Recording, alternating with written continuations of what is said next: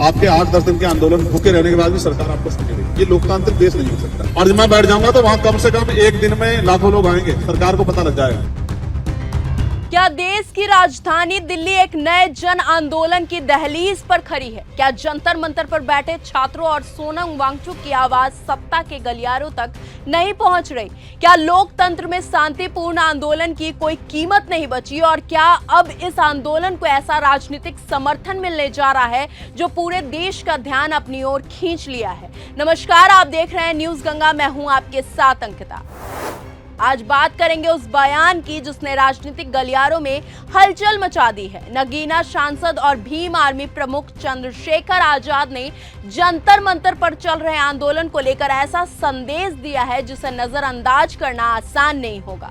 उन्होंने साफ कहा है कि अगर समय मिला तो वो खुद जन आंदोलनकारियों के साथ बैठेंगे और अगर वो पहुंचे तो बड़ी संख्या में लोग भी जंतर मंतर पहुंच सकते हैं। मेरे पे समय कमी ना होती तो मैं उनके साथ ही बैठ जाता, और जब मैं बैठ जाऊंगा तो वहां कम से कम एक दिन में लाखों लोग आएंगे, सरकार को पता लग जाएगा। उतना ही इम्तिहान ले सरकार जितना कर सकती है।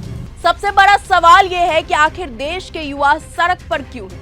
क्यों छात्र लगातार परीक्षा प्रणाली, पेपर लीक और जवाबदेही जैसे मुद्दों पर सवाल उठा रहे हैं? और क्यों कई दिनों से चल रहे अनशन के बावजूद समाधान की तस्वीर साफ दिखाई नहीं दे रही?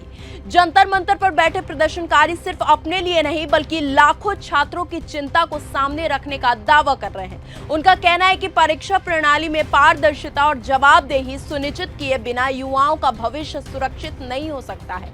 दूसरी ओर लद्दाख से जुड़े मुद्दों को लेकर सोनम वांगचुक भी अपनी मांगों पर अडिग दिखाई दे रहे हैं। चंद्रशेखर आजाद ने अपने भाषण में सरकार की कार्यशैली पर तीखे सवाल उठाए हैं। उन्होंने कहा है कि लोकतंत्र में जनता की आवाज सुनी जानी चाहिए और अगर शांतिपूर्ण आंदोलन लंबे समय तक चलता रहे लेकिन समाधान न निकले तो ये चिंता का विषय है। मुझे पीड़ा हो रही है कि जो लोग जंतर मंतर पे भूख हड़ताल में बैठे हैं, बच्चे और सोनम वांगचुक जो है, मुझे पीड़ा हो रही है कि आपके 8-10 दिन के आंदोलन भूखे रहने के बाद भी सरकार आपको सुन रही। ये लोकतांत्रिक देश नहीं हो सकता।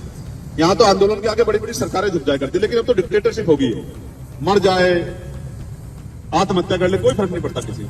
और मर भी जाएंगे तो भी सरकार नहीं सुनेगी, उल्टा इन पे आरोप लगा देगी कि साहब इन्होंने मार दी। यहाँ तो बहुत अजीब स्थिति होगी। उनका ये भी बयान सीधे तौर पर सत्ता से जवाब मांगता हुआ दिखाई देता है। अब नजर 20 जुलाई तक है कि संसद का मॉनसून सत्र शुरू होने जा रहा है और आंदोलनकारी उसी समय अपनी आवाज को और बुलंद करने की तैयारी में है। अगर विभिन्न सामाजिक और राजनीतिक समूह इस आंदोलन के साथ खुलकर खड़े होते हैं तो राजधानी का राजनीतिक माहौल और गर्म हो सकता है। सरकार के सामने चुनौती सिर्फ आंदोलन को संभालने की नहीं है बल्कि उन सवालों का जवाब देने की भी है जो देश का युवा पूछ रहा है।